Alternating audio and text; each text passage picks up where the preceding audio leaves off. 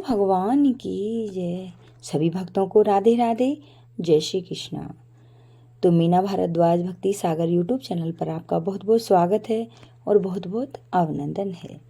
आज सुनेंगे बैसाख पूर्णमासी व्रत कथा।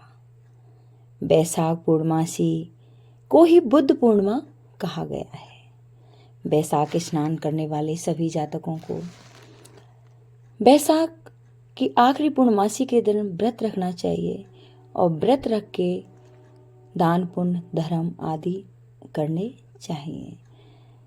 तो जो भी ये बैसाख की पूर्णमासी का व्रत करता है, भगवान उस पर सदैव प्रसन्न रहते हैं।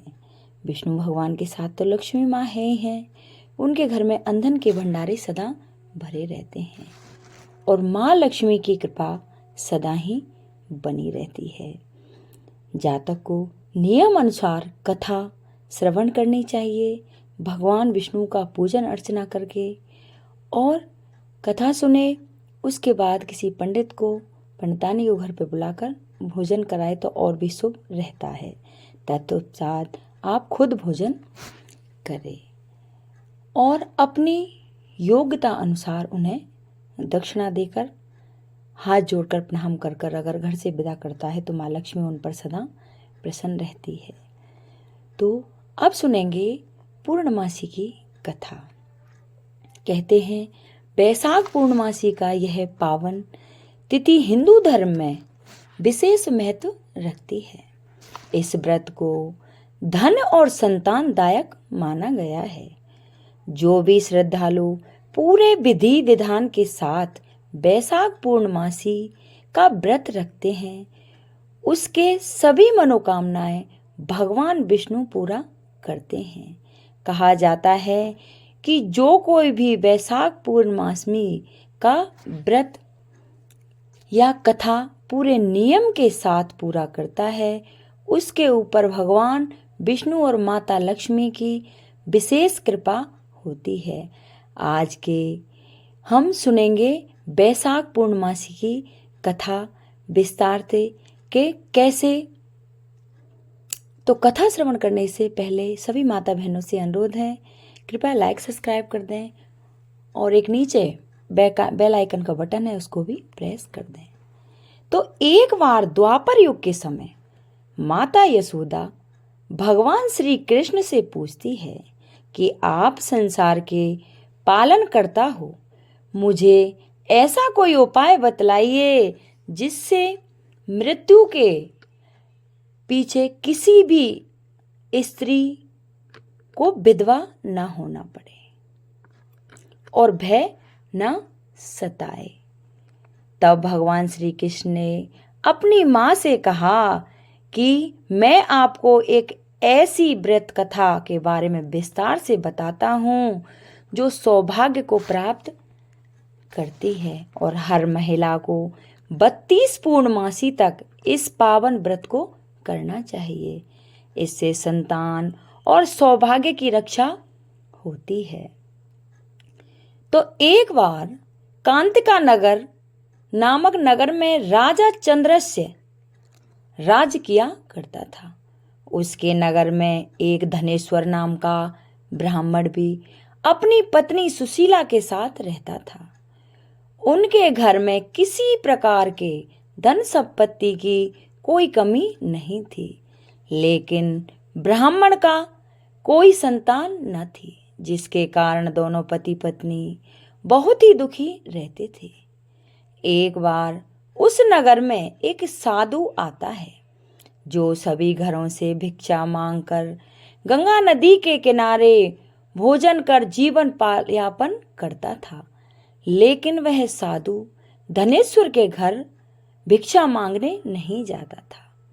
यह देखकर सुशीला और धनेश्वर बहुत दुखी हुए और जाकर उस साधु से पूछा कि आप सभी के घरों से भिक्षा लेते हो, लेकिन हमारे घर नहीं आए, ऐसा क्यों? साधु महाराज, तब साधु ने कहा कि तुम निसंतान हो और ऐसे घर से भिक्षा लेना पतितियों के अन्न के समान होता है। मैं पाप का भागीदार नहीं होना चाहता, इसलिए तुम्हारे घर से भिक्षा नहीं लेता हूँ। यह सुन धनेश्वर बहुत दुखी हो जाता है और साधु से पूछता है कि ऐसा कोई उपाय बतलाइए जिससे मुझे भी संतान सुख की प्राप्ति हो। तब साधु ने उस दंपत्ति को 16 दिन तक माँ चंडी के पूजन की सलाह दी, जिसके बाद धनेश्वर और उसकी पत्नी ने ऐसा ही किया। दंपत्ति की आराधना से प्रसन्न हो माँ काली प्रकट हुई और सुशीला को गर्भवती होने का वरदान दिया और कहा, प्रत्येक पूर्णमासी को दीपक जलाएं। ऐसा ही सभी पूर्णिमा को दीपक की संख्या बढ़ जाती है। जब तक 32 दीपक ना हो जाएं, माता के आशीर्वाद के फल स्वरूप सुशीला गर्भवती हो गई। माता के कहे अनुसार वह दीपक जलाती रही। माँ काली की कृपा और आशीर्वाद से दंपति के घर एक पुत्र ने जन्म लिया, जिसका नाम धनेश्वर और सुशीला ने देवदास रख दिया। देवदास जब बड़ा हुआ तो धनेश्वर ने उसे विद्या ग्रहण करने के लिए काशी जी भेज दिया। काशी में देवदास के साथ एक अजीब दुर्घटना घटी, जिसके कारण धोखे से देवदास का विवाह हो गया। जब देवदास ने बताया कि वह अल्प आयु में है, फिर भी उसका विवाह जबरदस्ती कराया गया। कुछ समय बाद जब काल देवदास के प्राण लेने आया तो काल देवदास का प्राण नहीं ले पाया। तब काल ने यमराज से कहा कि वह देवदास के प्राण लेने में असमर्थ है, जिसके पश्चात यमराज ने इसके पीछे का कारण जानने के लिए भगवान शिव और माता पार्वती के पास गए।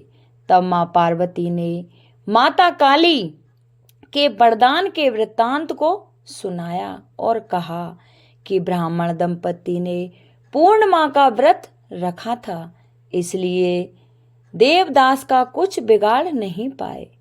तभी से कहा जाता है कि पूर्णिमा के दिन व्रत करने से काल से मुक्ति मिल जाती है और भगवान सभी मनोकामना पूर्ण करते हैं। बैसाख पूर्णमासी की यह कहानी आपको कैसी लगी, कमेंट कर हमें ज़रूर बताएं। अगर आपको हमारी ये कहानी पसंद आई हो तो इसे लाइक करें, शेयर करें, सब्सक्राइब करें, जिससे हर माता बहन के पास ये कथा पहुंच सके। तो राधे राधे, जय श्री कृष्णा। बोलिए विष्णु भगवान की जय।